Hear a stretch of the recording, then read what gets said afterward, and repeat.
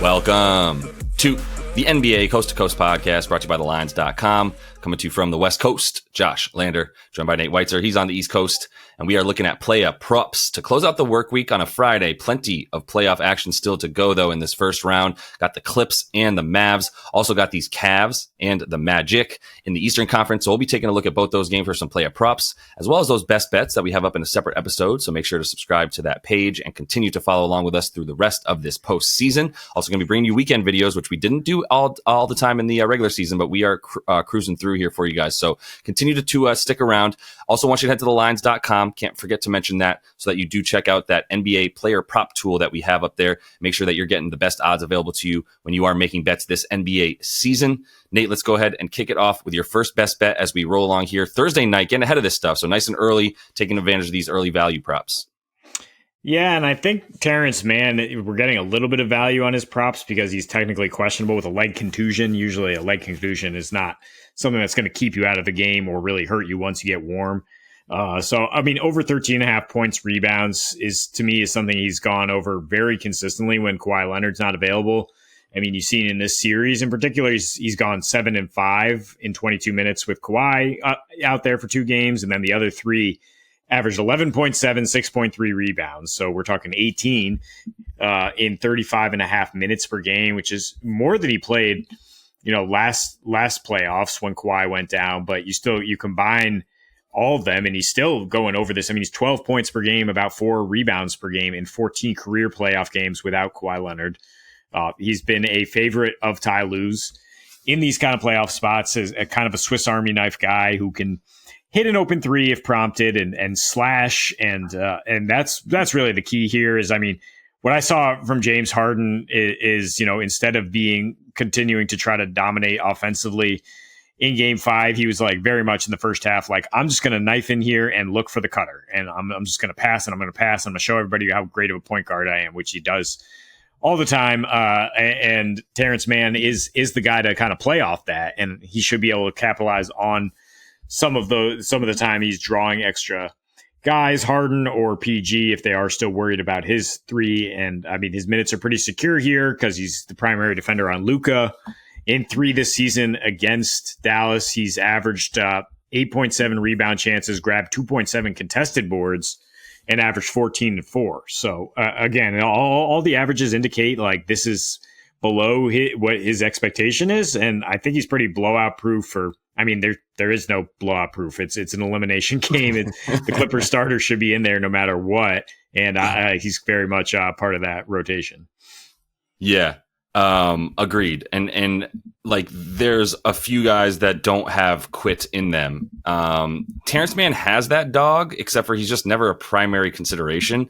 But like, I don't know. He really, like we were talking about in best bets, Paul George and James Harden just dropped the mantle and we're just like, I don't know, leave it. And, and Terrence, to start the game, Terrence was just like, yeah, cool. I'll pick it up and just take all of these shots. Like he had like 5 shot attempts before James Harden pulled 2. So like, I mean, and Harden was diming up at first, to be fair to him. He had like 3 dimes to open up the game, and then didn't even do that anymore. And Terrence Mann was like, all right, I got this, and just kind of kept going. He did hit his 3s, which was helpful, but he's also attacking the boards a lot more. And so, yeah, I mean, it's one of those situations where it's like, wow, he's actually a better play because he's not a quitter. Even if he's not necessarily someone that you expect to have the most usage every game, he'll pick up the torch if you just leave it on the floor. So speaking of leaving the torch on the floor, I am going to talk about Paul George, but I have 2 separate bets. I'm not parlaying these, although I wouldn't hate it if you want to. But I think they're both really good. I like his over on rebounds. I like his under on points and assists. And combining them is fine by me because the assists are a little bit low, but like I don't think he's getting 24 points. And I really liked his under last game. And I think this is kind of the read for Paulie G right now is like he is getting rebounds because of where he's standing. At times they played a zone at times to try to mess with stuff like Ty Lue. He has more to work with than Spo, but it's really reminiscent of Spo just being like, I don't know. I guess this iteration of a lineup, I guess, because I don't know what to do. Maybe Patty Mills like throwing his hands up in the air, and Ty Lue has a little bit more to work with to like weaponize this team on defense and whatnot. But the main point in that is a lot of those like schemes that he drew up had Paul George a lot closer to the basket. His average rebounds in this last game, he had 11 rebound chances, by the way, and 11 rebounds.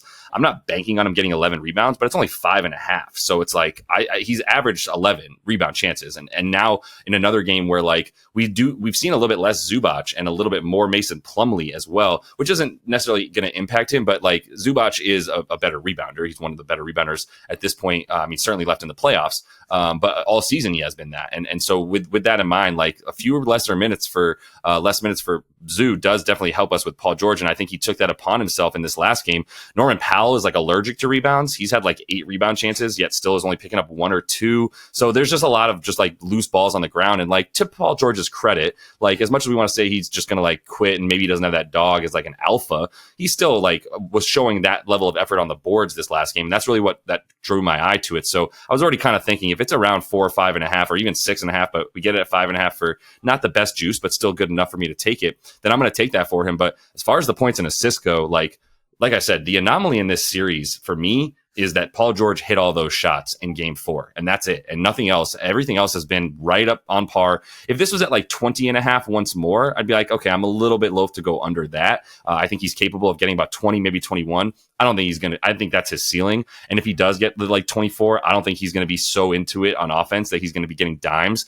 Most of his points have come off ISO. He only has like, last game when he had hit all those threes, he had 1 catch and shoot. All of them were off the pull-up because it's just him going like to his spot and shooting and then turning around to talk to Reggie Miller at the table like, dog, you're not Reggie Miller. So anyway, that's kind of my Paul George diatribe. Under on the points and assists, over on the boards. Yeah, I agree. I mean, like, who's he going to be diming to? Like James Harden is probably the only one who's going to be in a traditional like offense, like running offense role. Like the Clippers, they're just kind of isolation heavy at this point. And I think the analogy is fair to say like Ty Lue's left like Spo here, and Pow George is like Bam, where he's just like I'm the one like steady force on this team.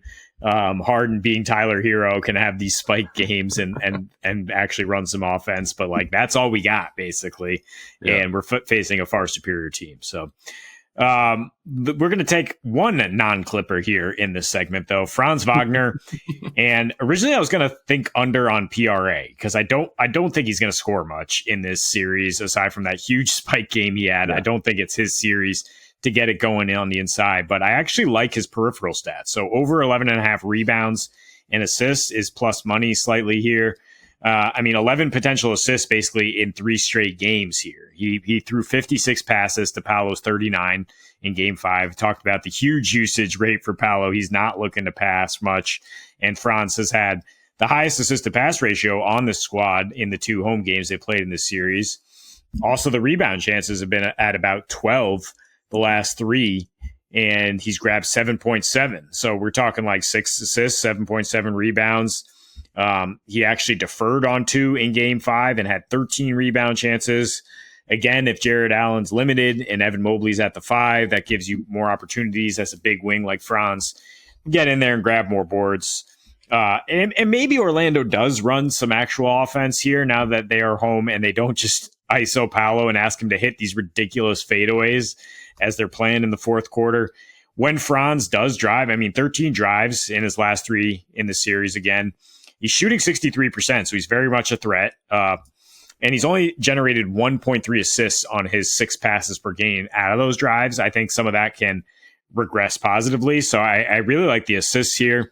I think it's 4.5 is the number here for like terrible odds on the over. So, if you want to take an alt assist here for just 6 assists for Franz, I think that's about where he's going to be at here. And we know Orlando's going to shoot a little bit better at home. And we expect Cleveland to shoot a little bit worse on the road and provide more rebounding opportunities. So it all kind of lines up for that. Yeah. Honestly, if Jared Allen is not in, I don't hate Paolo over. Now, look, it didn't happen last game. I'm sorry, Franz over on I like the points. It's still 19.5. I know he's gone under. His first quarter and first half numbers have been a lot better, and then he hasn't really gotten into the action as much in the second half. I actually played that last game, 20.5 under on the points and over 10.5 on the RA. You're getting better juice now for the rebounds and assists, but yeah, I think I agree with everything you said, and I like the rebounds and assists. honestly, like the thing that would scare me is like, is there another blowout incoming for Orlando over Cleveland? And even then, like he's proven to be the guy that like I said in best bets, they keep him on the floor, and they take Paolo off when they've been in these blowout situations. So let me close it out here, though. As you mentioned, 3 of these 4 player props are for the Clippers, and I'm going to go to the under rebounds for Zoo at plus money because it's even money for him to go under 9.5 boards. A couple of things have changed in these last 2 games for him. Now, in the first 3, I mean, part of it is Gafford's healthy. I think that has to be taken into consideration. Gafford didn't start playing a legit amount of minutes until Zubac started going under on his rebounds. So there is a correlation there. And it's not just Gafford. It's the combo of Gafford and Lively having, 12 fouls to work with, which is why you've seen Zoo still maintain his points, but not necessarily his rebounds, right? He has gone to the foul line a decent amount at this point, about 5 a game, which is not something he did that much during the regular season. And then, he's just getting a lot of those easy looks down low when like James Harden is finding him. And then for some reason, as has been the case forever, this 76ers, James Harden's on the Clippers. This Clippers team just doesn't keep going to their center. Like they just stop going to Zoo after he gets 8 points off like 4 attempts in the first half or whatever.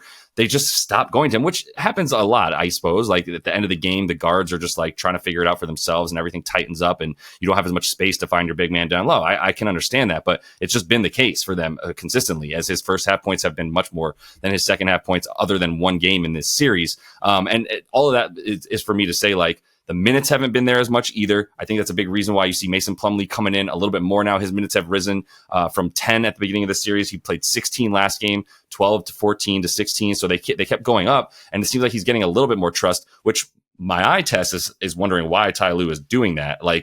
But he's doing it. So I'm not gonna question the fact that that's been the trend over the last couple of games. The rebound chances have just died is really a big part of it. Like he's not a guy to defer rebound chances by any means, but he just hasn't had them. He had 10 in the 2 games ago, 6 in the last game, accompanied with four boards and 6 boards. And then the game before he had 8 boards. And this thing has steadily dropped from like 11.5 rebounds down to 9.5, but at plus money, I'm still happy to take it with all those factors combined.